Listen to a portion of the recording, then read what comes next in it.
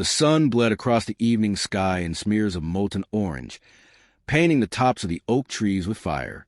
Shadows stretched long and low, the land glowing with the last heat of day.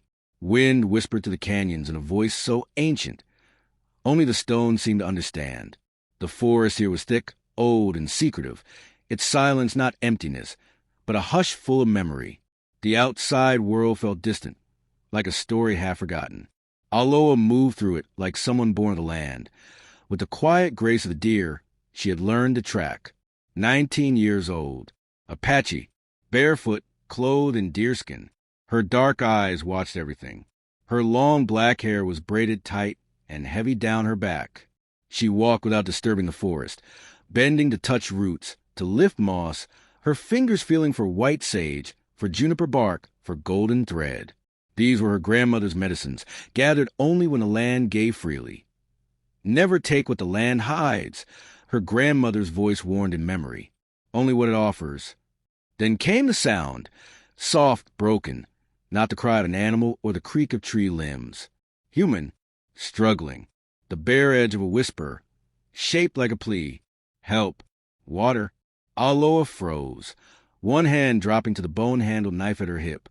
Her breath stilled. Her eyes swept the brush, every sense awake. "Who's there?" she called, voice sharp. "Show yourself." Her muscles coiled tight as she moved forward. Dry leaves cracked beneath her careful steps. She pushed through a tangle of tall grass, heart pounding, and then she saw it. A plank of rough wood, half buried in dirt, edges veiled in moss and damp rot. Wrong. The air shifted. Aloha dropped to her knees, brushing aside the wood. Beneath it, the soil was loose. She scraped at it, and there, a hand, bruised, nails torn and dark with dried blood, fingers barely moving.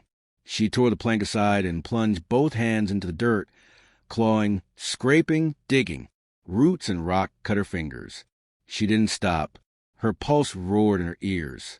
Earth gave way, and then a face, pale, streaked with blood and mud, eyes half open. A man, white.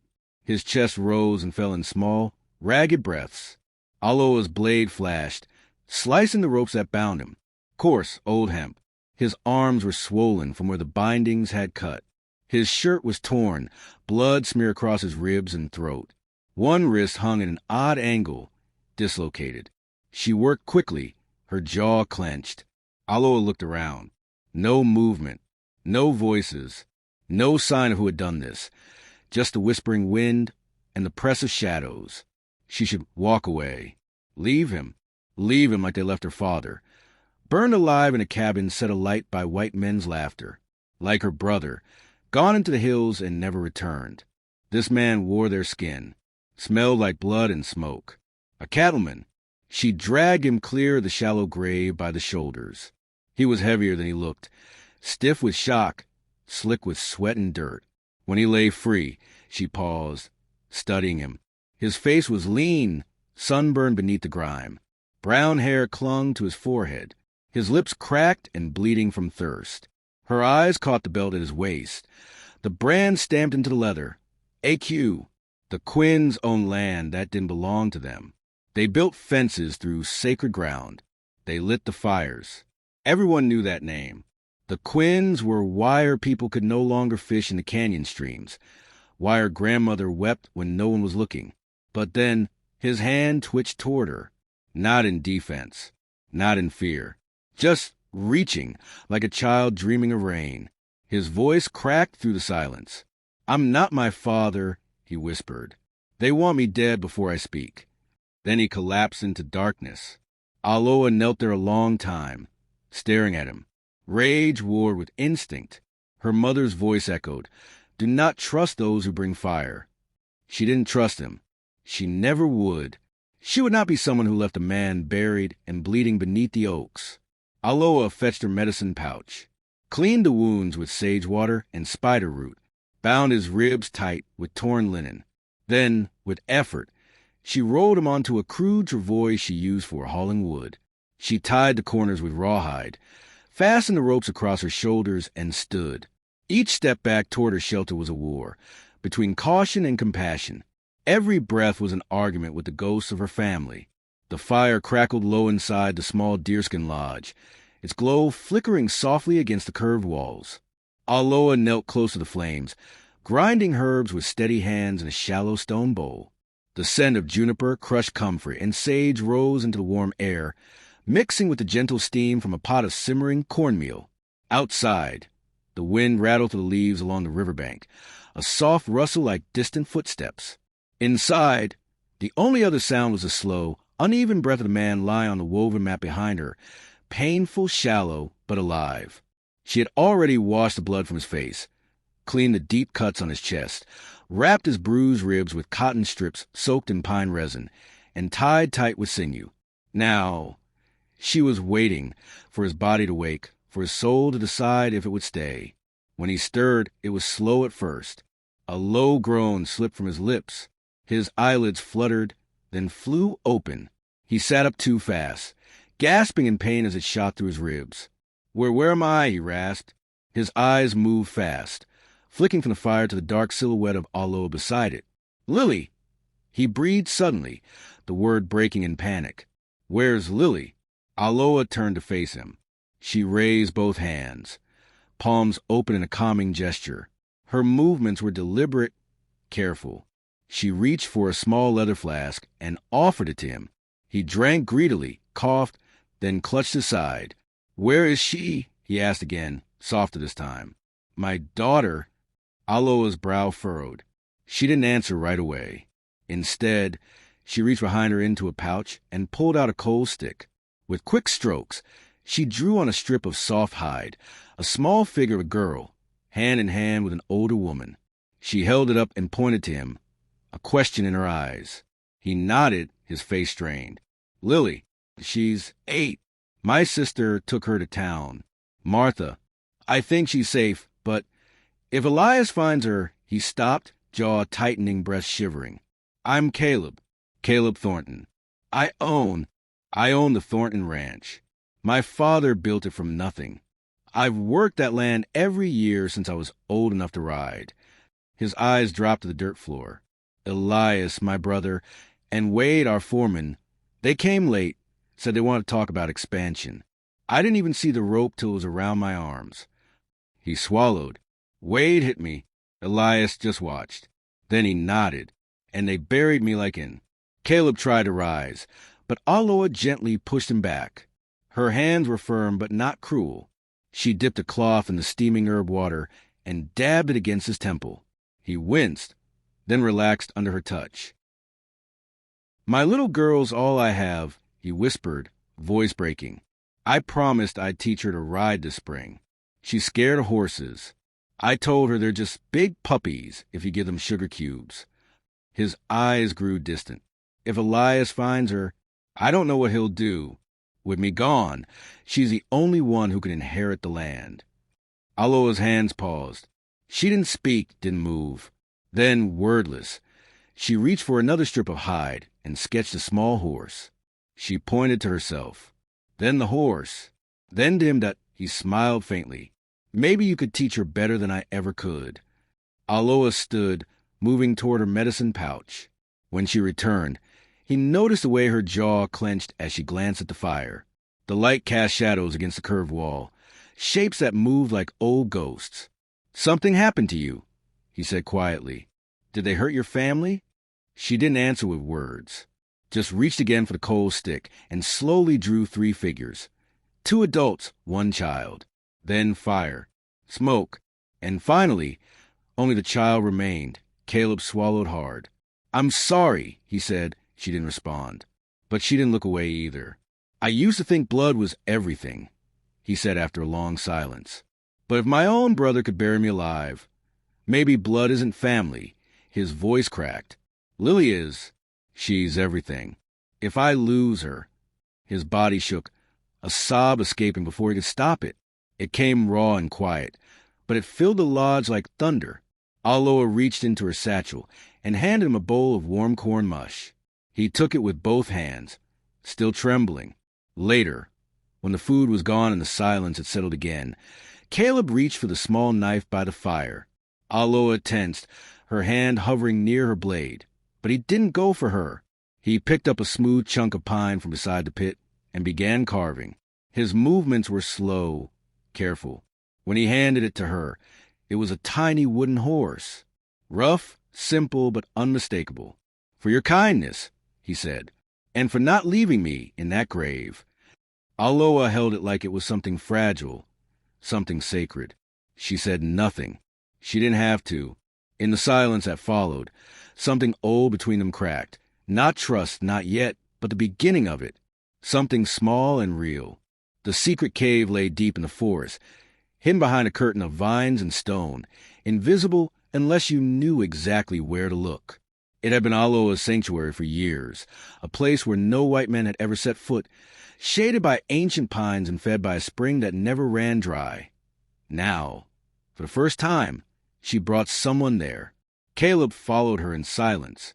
His steps were slow, ribs aching with every breath, but that breath carried the scent of pine, of life. And he kept walking. The cool cave walls brought a quiet kind of relief from the summer heat. Aloha, without a word, laid out fresh moss for bedding, soft and green, clean scent from the forest. Then she turned to the back wall and began building a small fire, careful and practiced. They lived in silence at first, the kind that was not empty but full of observation. Days passed quietly. During those days, Aloha taught Caleb to read the land, not with maps, but with his body, his breath, his senses. She showed him how to trace deer trails that always led to water. She bent low and pointed out which roots wouldn't poison you, which berries fill the stomach without regret. She taught him how to wait, not just with patience, but with presence. She told him to feel the weather in the trees, and the way the birds shifted, and how the wind curled. "She's got a laugh," he said one afternoon as they crouched by the creek, dipping gourds into the cold water, "that can flip your worst day clean around." He chuckled lightly, then softened. "She draws horses. Only horses. Says they're the only ones that listen without cutting in." Aloha's smile was gentle, understanding. "She never met her mom," Caleb went on, voice low and hoarse. "Jenny died giving birth. Lily asks about her sometimes. I never know what to say. So I tell her Jenny had a wild heart, and she gave it all to her." That night, the two of them sat near the fire. It crackled softly. The silence between them had shifted. It no longer felt like something they had to endure. It felt natural. Aloha pulled out strands of dried yucca and motioned for him to join her. She showed him how to weave. His fingers fumbled clumsily at first, and when he accidentally tied the wrong ends together, she let out a soundless laugh. Her eyes crinkled, bright with quiet amusement. "You know," Caleb said, watching her hands move, "I used to think ranching was about control, cattle, land, men. Turns out none of that's real. This," he held up the half-braided rope, "this is real, simple, earned." Aloha nodded, then surprised him with a sudden grin. He laughed. "You do smile." She raised one brow, then tossed a pine cone at his chest. They both burst into laughter, the sound bouncing strangely in the cave's hollow belly, echoing like something ancient and almost sacred. But the laughter didn't last. 2 mornings later, Caleb returned from checking snares. He stopped suddenly at the edge of a clearing. Something moved on the far ridge. 3 riders, not travelers. Hunters. The moment he entered the cave, Aloha read his face. "They'll be looking for a body," he added. "But if Elias hasn't found it, he'll assume I crawled off." A pause. "If he thinks I'm alive, he'll go after Lily. She's the only legal heir now." Aloha lowered her gaze, fingers curling into fists. "I have to go back," he whispered. "Take the ranch back before he does something worse. Before Lily disappears." She nodded, slowly, but her face didn't give anything away. That night, the fire burned lower than usual. Caleb sat across from her, staring into the glowing embers. For a long time, neither of them spoke. Then, gently, he reached out and took her hand. "You made me believe there's still good in this world," he said. His voice was soft, raw, stripped of any armor. "Not because of anything you said, because of how you see people, because you saw me." Aloha looked down at their hands. her cheeks warming. No one had ever held her hand like that. Not with respect, not with hope. Caleb slowly pulled back, heart thudding, not from rejection, but from fear. They came from different worlds. One made of fire and memory, the other built on fences and loss. But something was forming between them, something neither had sought out, yet neither could deny. Later, as she checked her gear, Aloha found her hunting knife beside her bedroll. It had been repaired. The loose handle secured with tight twine, the blade polished clean. On the wooden hilt, freshly carved, was her name, Aloha. She turned. Caleb stood at the mouth of the cave.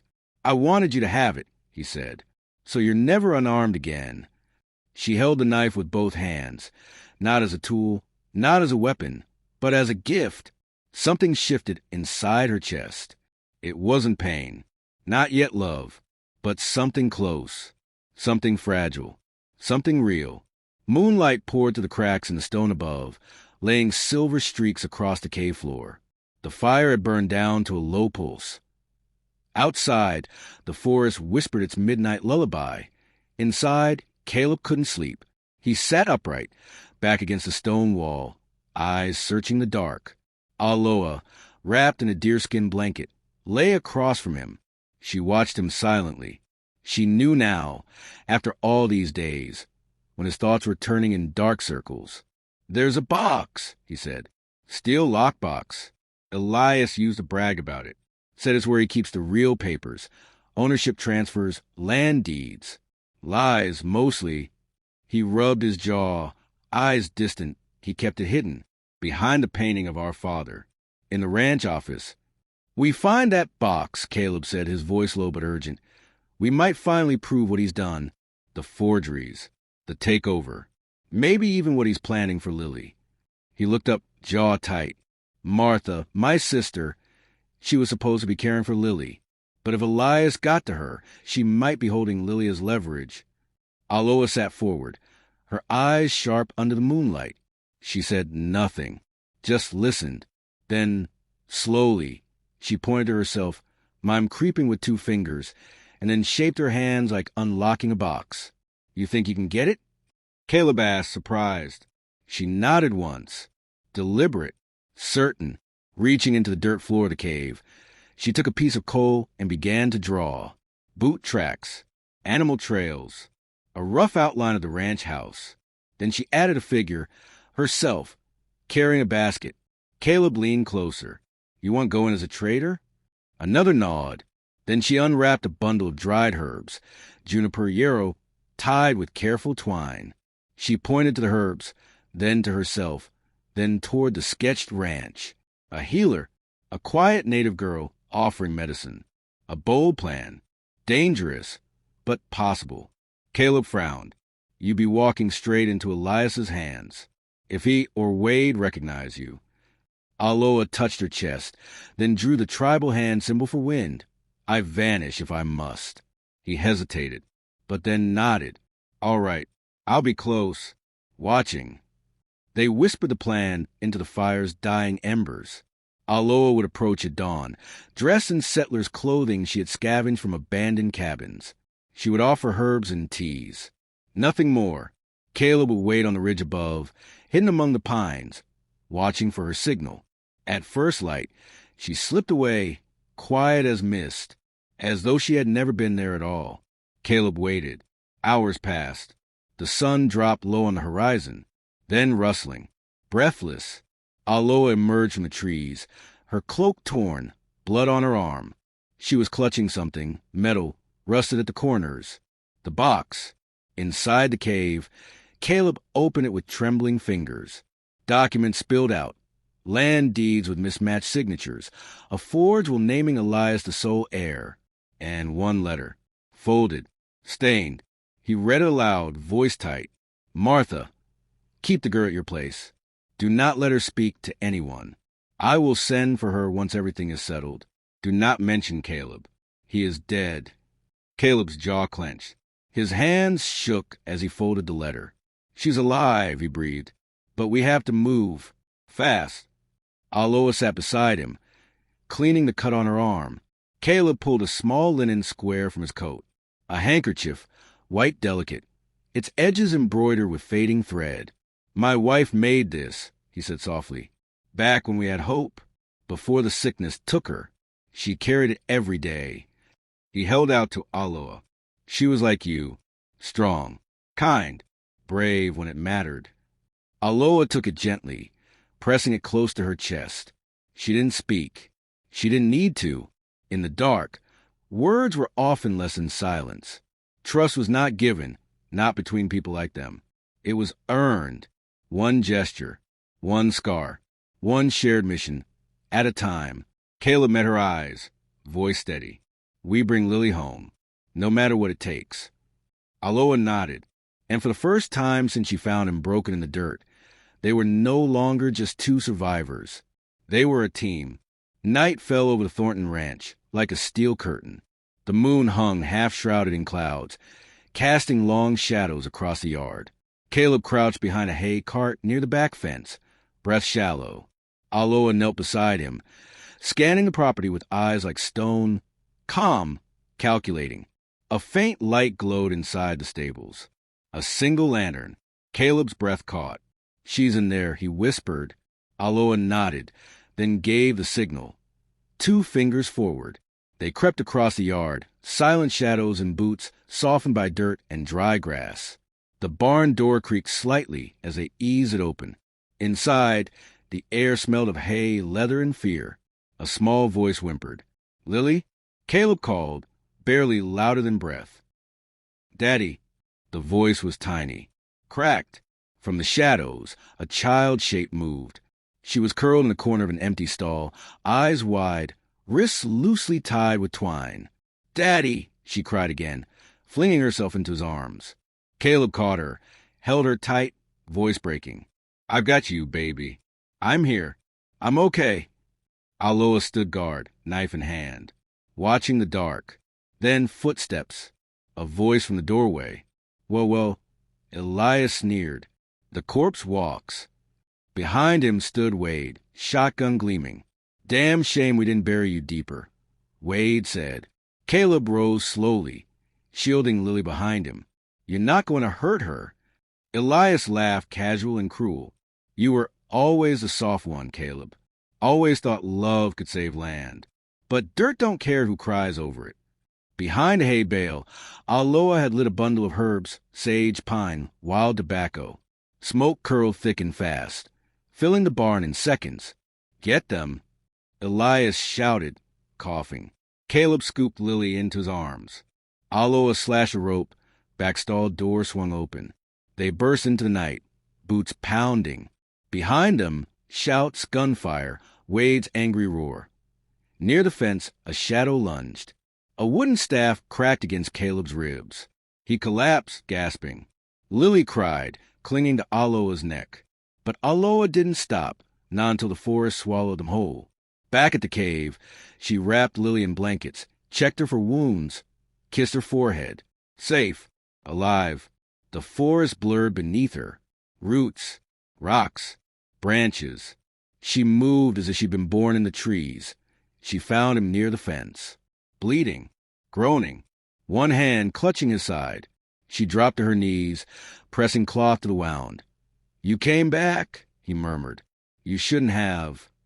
She shook her head, tying the bandage tighter. Fierce, unrelenting, he reached for her hand. "You're the only person I need right now." Later, in the cave, Caleb lay on moss and fur. Lily slept beside them, wrapped in Aloa's shawl. From under his coat, Caleb pulled a folded piece of paper. "She made this for me," he said. "Before everything." A child's drawing. Rough stick legs. A large smiling horse. The name Lily scribbled at the bottom. Aloa took it with both hands.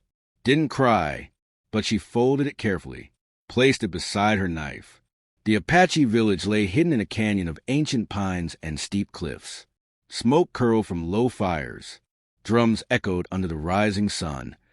Aloa led Caleb and Lily into the village's heart. The girl's small hand gripped hers tightly. They were met with wary eyes. Men with spears. Women wrapped in woven shawls. Then Chief Taza stepped forward, his face lined with years and wisdom. Aloha bowed her head. Taza studied Caleb for a long, still moment, then turned to Aloha. Speaking in the old tongue, she answered with her hands, her eyes. Caleb stood tall, one hand on Lily's shoulder. I mean no harm, he said, only shelter, and a chance to set things right. Taza motioned them forward. That night, around the central fire, Caleb spoke to the tribe. I was raised on land stolen by fire, he said, and now my own blood tries to bury me beneath it, but I won't let my daughter inherit that kind of silence. I want her to know truth. I want her to see courage, not in a gun, but in standing beside those her father's people once wronged. The air shifted. Silence settled, not suspicious this time, but respectful. Meanwhile, Aloha showed Lily how to weave small,